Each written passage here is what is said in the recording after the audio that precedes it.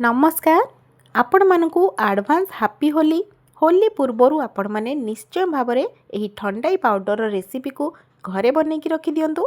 होली खेलिकी आसला परे तो समस्तंकर डिमांड थाए कि ठंडा ठंडा पीवाई आ कि ठंडा ठंडा खाइबापी। तो इंस्टेंट आपण माने ठंडाई ड्रिंक्स बन पारे आउ ठंडाई कुल्फी बन पारे। तो चलतु से ठंडाईर पाउडर बनवाई मुझे किसी धागा वाला मिश्री नहीं आपण मैंने चाहिए ये चीनी यूज करें। तो किसी ड्राई फ्रुट्स मुझे किसी आलमंड काजू ग्रीन पिस्ता चारमगज पोस्तदाना आ कि पानमहुरी आ गुजुराती मु मंजी छड़ेकी नहीं जाइए। आपण मैंने चाहिए ये गोलमरीच पकई पारे। तो चलतु आम गैस रे गोटे पैन गरम करवा। एबे आमे गैस फ्लेम को ऑफ रखिबा। सबू ड्राई फ्रुट्स दे सारा पर ही आम गैस फ्लेम को ऑन करवा।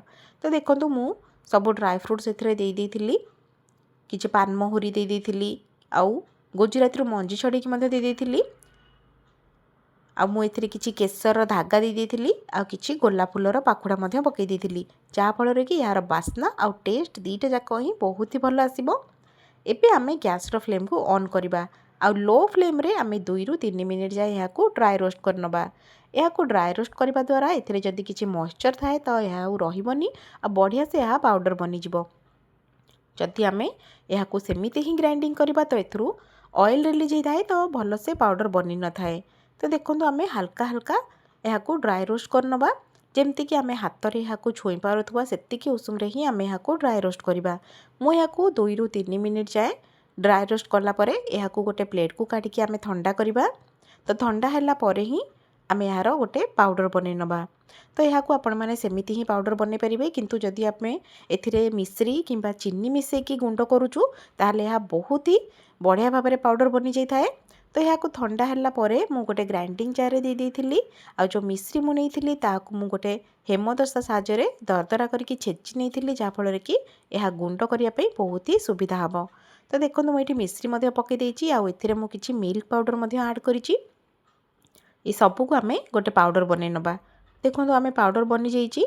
यहाँ को आमे गोटे प्लेट को काढ़ी या उपरे आपण मानकर पसंदर जेकोसी ड्राई फ्रुट्स को आपण मैंने एथिरे काटिकी पकई पारे। तो आमर इंस्टेंट ठंडाईर पाउडर रेसिपी रेडी हो गला। यहाँ को आमे गोटे एयर टाइट कंटेनर रे रखिबा। आपण मैंने यहाँ को फ्रिज रे 1 मंथ जाए स्टोर करके रखिपारे। जिते बेले भी आपण मानकर इच्छा हम ठंडाई बनवा आपण इंस्टेंट यहाँ को बन पारे। तो चलतु मु तो होली पूर्वर यही इंस्टेंट पाउडर बनिकी रेडी कर देइछि। तो चलतु यहाँ आम रेसिपी बनवा। तो प्रथमे मु ठंडाई ड्रिंक्स बनई थी। तो से मुझे 2 पैकेट क्षीर नहीं या मु 5 ରୁ 6 मिनिट जाए गरम करी। जस्ट आम यहाँ बेसी बॉयल करवानी जस्ट अल्प बॉयल है आम गैस फ्लेम को ऑफ करदे। एथिरे मु 2 चम्मच चीनी नहीं आपण मानकर टेस्ट अकॉर्डिंग आपण माने चीनीर क्वांटिटी को कम बेसी करें। ठंडाई रे पाउडर रे मध्य आमे मिश्री यूज करथिले सेटा मध्य मीठा थाए। तो मुझे 2 चम्मच चीनी नहीं आउ किछि केसर धागा पकई देइछि आउ किछि मु रोज पेटल को मध्य एथिरे पकई देइछि जहाँ फल कि यार लुक बहुत ही भल आसीबो। एबे आमे बनेकी रखिथिबा इंस्टेंट ठंडाई पाउडर रू 4 चम्मच मु एथिरे दे देइथिली। जेहेतु मु 4 ग्लास बनाउथिली सेथिपई मु एठी 4 चम्मच यूज करिछि। आपण माने जेते ग्लास बनाउथिबे सेते चम्मच आपण माने एथिरे पकेकी गोळेबे। तो देखंतु मु एठी 4 चम्मच इंस्टेंट ठंडाई पाउडर पकई देइथिली भल भाव में यहाँ मु मिसई नहीं। आ मु एथिरे गोटे चम्मच महू मध्य मिसईथिली। हनी हूँ पूरा पूरी ऑप्शनल आपण माने जदि चाहिए पकई पारे नहले याकू स्किप मध्य करि परिबे। तो मु एथिरे ठंडा ठंडा बरफ पकई देइथिली आ ठंडा ठंडा ही आम यहाँ को सर्व करवा। आपण माने चाहिए यहाँ बनईकी फ्रिज रे मध्य रखि परिबे आ इंस्टेंट आपण माने सर्व करि परिबे। तो यही होली रे आपण माने निश्चय भाव में यही ठंडाईर रेसिपी को घरे बनातु। जी भी आपण मानकु ड्रिंक्स रो डिमांड करिवो आपण माने इंस्टेंट यहाँ को बनईकी से मानकु पीई परिबे। यह बहुत ही रिफ्रेशिंग ड्रिंक्स होता है आ बहुत एनर्जेटिक होता है आ हेल्दी मध्य होता है। आपण माने निश्चय भाव में यही ठंडाईर ड्रिंक्स घरे बनातु। तो चलते आम यही ठंडाईर पाउडर रे नेक्स्ट रेसिपी बनैबा। तो मु सेथिपई 2 पैकेट क्षीर को एथिरे गरम करिथिली। एथिरे मु गोटे गिना मिल्क पाउडर ऐड करी आ भल भाव में आम यहाँ को मिक्स करवा। जेहेतु आम कुल्फी बनाऊँ से क्षीर को आम टिके भल भाव में ଠିକ୍ କରିବା ତ ମୁଁ ଏଠି ଗୋଟେ ଗିନା ମୁଁ ଚିନି ନେଇଯାଇଥିଲି, ଏହାକୁ ମଧ୍ୟ ମୁଁ ଭଲ ଭାବରେ ମିକ୍ସ କରିଥିଲି। ତ ବହୁତ ସମୟ ଆମେ ଏହାକୁ ଫୁଟେଇବା ଯେମିତିକି ଆମର କ୍ଷୀରର କ୍ୱାଣ୍ଟିଟି ପୁରାପୁରି ଅଧା ହେଇଯିବ। ମୁଁ ଏଥିରେ କିଛି କେଶର ଧାଗା ମଧ୍ୟ ପକାଇ ଦେଇଥିଲି ଆଉ ଭଲ ଭାବରେ ମୁଁ ଏହାକୁ ଫୁଟିବା ପାଇଁ ଛାଡ଼ି ଦେଇଥିଲି। ଆଉ ମଝିରେ ମଝିରେ ଆମେ ଏହାକୁ ଗୋଳଉଥିବା, ନହେଲେ ତଳେ ଲାଗିବାର ଚାନ୍ସ ଥାଏ। ତ ସାଇଡ଼୍ରେ ଯେଉଁ ଆମର କ୍ଷୀର ଲାଗିଯାଇଛି ଆମେ ତାକୁ ମଧ୍ୟ ଭଲ ଭାବରେ ସାଇଡ଼୍ରୁ ଏମିତି ଗୋଳେଇ ନେବା ଏବଂ ଏହି କ୍ଷୀରରେ ମିଶାଇ ଦେବା। ତ ଦେଖନ୍ତୁ ମୁଁ ମଝିରେ ମଝିରେ ଏହାକୁ ଷ୍ଟର୍ କରୁଥିଲି ଆଉ ସାଇଡ଼୍ରେ ଯେଉଁ କ୍ଷୀର ଥିଲା ତାକୁ ମଧ୍ୟ ଏଥିରେ ମିଶାଇ ଦେଉଥିଲି। ତ ଆମର କ୍ଷୀରର କ୍ୱାଣ୍ଟିଟି ପୁରାପୁରି ଅଧା ହେଇଗଲା। ଏବେ ଆମେ ବନେଇକି ରଖିଥିବା ଇନଷ୍ଟାଣ୍ଟ ଥଣ୍ଡାଇ ପାଉଡ଼ରକୁ ଆମେ ଏଥିରେ ମିକ୍ସ କରିବା। ଏଥିରେ ମଧ୍ୟ ମୁଁ 4 ଚାମଚ ପକାଇ ଦେଇଥିଲି।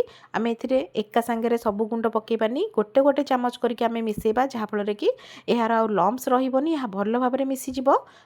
ତ ଦେଖନ୍ତୁ ମୁଁ ଗୋଟେ ଗୋଟେ ଚାମଚ ଏଥିରେ ପକାଇକି ଭଲ ଭାବରେ ଗୋଳେଇ ନେଇଥିଲି ଏବଂ ମୁଁ ଗ୍ୟାସ୍ର ଫ୍ଲେମ୍କୁ ପୁରାପୁରି ଅଫ୍ କରିଦେଇଥିଲି। ଏହାକୁ ଭଲ ଭାବରେ ମିଶାଇଲା ପରେ ଆମେ ଏହାକୁ ଭଲ ଭାବରେ ଥଣ୍ଡା କରିବା। ଥଣ୍ଡା କଲା ପରେ ହିଁ ଆମେ ଏହାକୁ ଷ୍ଟୋର୍ କରିବା। ତ ମୁଁ ଛୋଟ ଛୋଟ ମାଟି ହାଣ୍ଡି ନେଇଥିଲି ଆଉ ଏଥିରେ ମୁଁ କୁଲ୍ଫିକୁ ଦେଇଥିଲି, ଯାହାଫଳରେ କି ଏହା ଦେଖିବା ପାଇଁ ପୁରା ମାର୍କେଟର କୁଲ୍ଫି ଭଳିଆ ଦେଖାଯିବ। ତ ଆପଣମାନଙ୍କ ପାଖରେ ଯେଉଁ ବି ମୋଲ୍ଡ ଅଛି ଆପଣମାନେ ସେଇଥିରେ ଏହାକୁ ବନେଇ ପାରିବେ। ତ ଦେଖନ୍ତୁ ମୁଁ ଏଠି ଛୋଟ ଛୋଟ ମଟକାରେ ମୁଁ ଏହାକୁ ଫିଲ୍ କରି ନେଇଥିଲି ଆଉ କିଛି ଡ୍ରାଏ ଫ୍ରୁଟ୍ସରେ ମୁଁ ଆ ଉପରେ ଗାର୍ନିଶ୍ କରିଦେଇଥିଲି ଆଉ କିଛି କେଶର ଧାଗା ମଧ୍ୟ ମୁଁ ୟା ଉପରେ ଦେଇଥିଲି, ଯାହାଫଳରେ କି ଏହା ପୁରାପୁରି ମାର୍କେଟରୁ କିଣିକି ଆଣିଲା ଭଳିଆ ଦେଖାଯିବ। ଆଉ ଏହାକୁ ଆମେ ଆଲୁମିନିୟମ ଫଏଲ୍ରେ କଭର୍ କରିକି ରାତି ସାରା ଆମେ ଫ୍ରିଜ୍ରେ ସେଟ୍ ହେବା ପାଇଁ ରଖିଦେବା। ଆଉ ନେକ୍ସଟ ଡେ ମର୍ଣ୍ଣିଂରେ ଏହାକୁ ଆମେ ଖୋଲିବା, ଯାହାଫଳରେ କି ଏହା ଖାଇବାକୁ ବହୁତ ହି ଟେଷ୍ଟି ଲାଗିବ। ଆପଣମାନେ ନିଶ୍ଚୟ ଭାବରେ ଥରେ ଏହି ରେସିପି ବନାନ୍ତୁ, ଆପଣମାନେ ଆଉ ମାର୍କେଟରୁ କୁଲ୍ଫି ଖାଇବା ଭୁଲିଯିବେ। ତ ମୁଁ ଆପଣମାନଙ୍କୁ ଦେଖାଉଛି ଏହାର ଟେକ୍ସଚର ଦେଖନ୍ତୁ, ପୁରା କ୍ରିମି ଟେକ୍ସଚର ଆସିଛି। ତ ଆପଣମାନେ ଏହି ହୋଲିରେ ଏହି ଇନଷ୍ଟାଣ୍ଟ ଥଣ୍ଡାଇ ପାଉଡ଼ର ରେସିପିକୁ ଘରେ ବନେଇକି ରଖନ୍ତୁ। ଆଉ ଯେତେବେଳେ ବି ଆପଣମାନଙ୍କର ଇଚ୍ଛା ଥଣ୍ଡାଇ ଡ୍ରିଙ୍କ୍ସ ହେଉ କିମ୍ବା କୁଲ୍ଫି ହେଉ ବନାନ୍ତୁ। ତ ଯଦି ଆପଣମାନଙ୍କୁ ମୋ ରେସିପି ପସନ୍ଦ ଆସିଥାଏ ତାହେଲେ ଲାଇକ୍ ଆଉ ସବସ୍କ୍ରାଇବ୍ ନିଶ୍ଚୟ ଭାବରେ କରିବେ। ଜୟ ଜଗନ୍ନାଥ।